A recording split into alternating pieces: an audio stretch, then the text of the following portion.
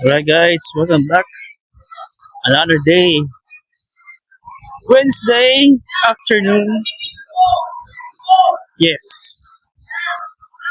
Wednesday again. So, ayun.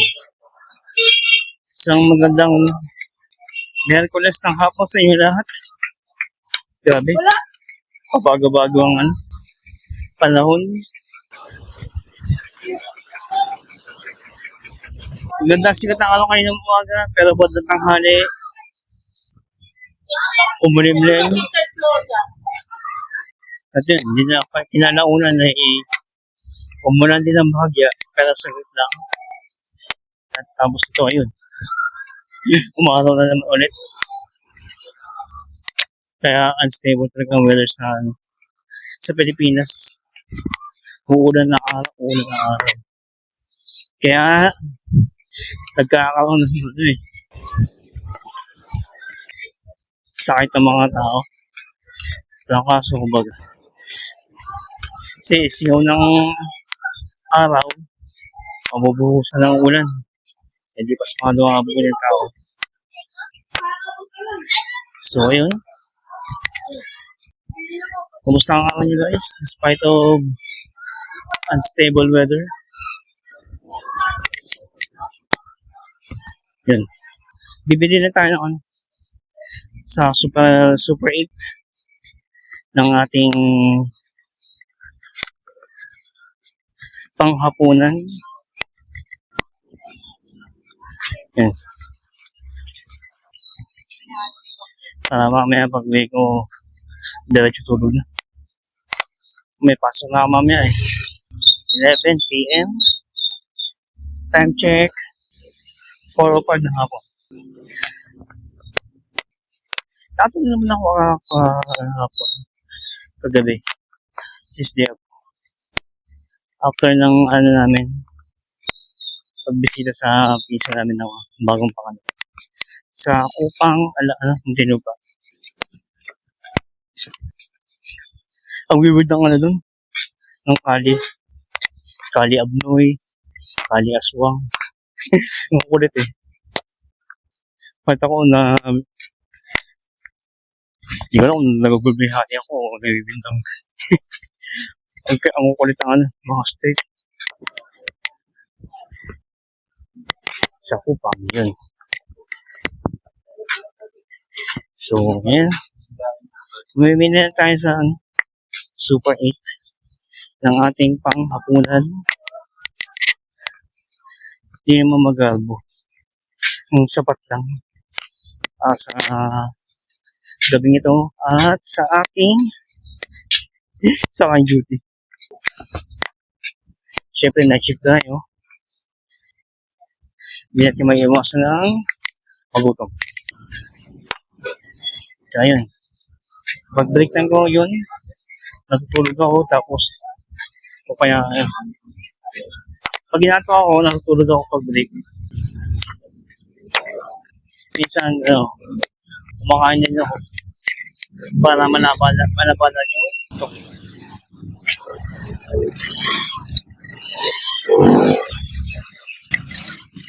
So, dito tayo sa COC. Yan ang aming simbahan. Yan, simbahan.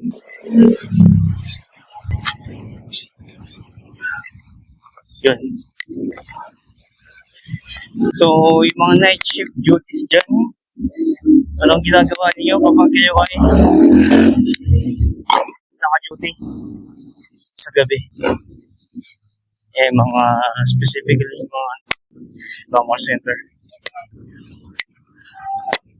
Kapag kayo ay naka-duty para manabanan ang antok.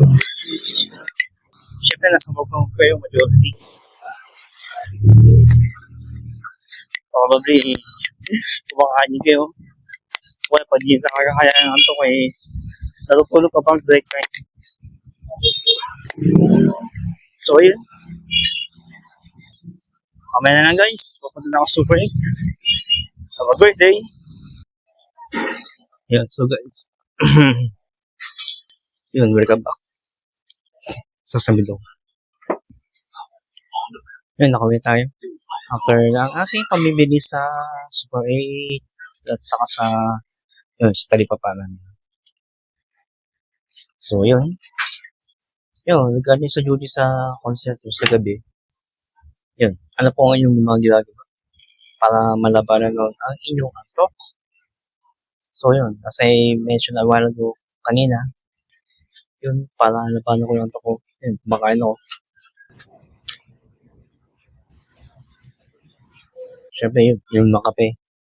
Pero hindi naman sunod. May ano yun, kada break time.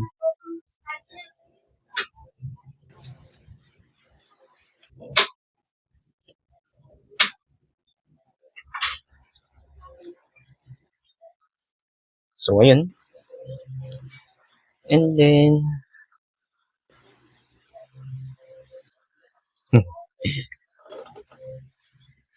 tingnan ka pa mamaya. So, ayun. Yun, para malabanan natin ko. Para hindi ako uli na liwanag. Yun ang kasabihan namin sa amin. Pag ginatok, kinukuha na liwanag. So, ayun. Yun na kape, tapos kain ng bagya. And then, yun. Since may, kami, stationary bike pa.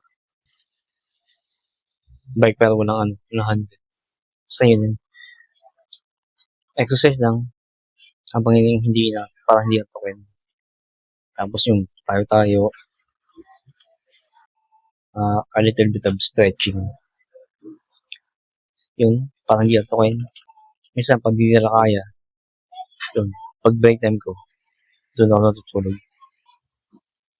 Yan yun, tinatimer ako ng 55 minutes, isang 40 minutes sa mo. 45, doon. Para maibsan yung antok. So, yun. Pero, hindi ko ginagawa na per duty. While on duty. Tapos tayo din. So, yun. Yun lang pag ginagawa habang nagtatrabaho. So, since work from home naman kami, yun nga, coffee, ano ba, food trips, exercise a little bit. Yun, pag hindi talaga kaya, yun, natutulog na ako. Pag break time. Pag yung lunch break, pinakamalayong oras na. So, yun. Kaya timer ko lang yung sarili ko. Timer ako ng 40 to 55 minutes. Para may alawas ako pag maglalagin. Kasi, nag-auto na kayo yung computer. So, ayun na guys. Hope you have a rest of the day of Wednesday. Yung pagabi na. Pakapunan na. So, hope you guys have a wonderful, blessed day of Wednesday. And maraming salamat sa inyong suporta. And please subscribe to my YouTube channel para sa aking future plans for the YouTube. Yun. Para nabugo po tayo.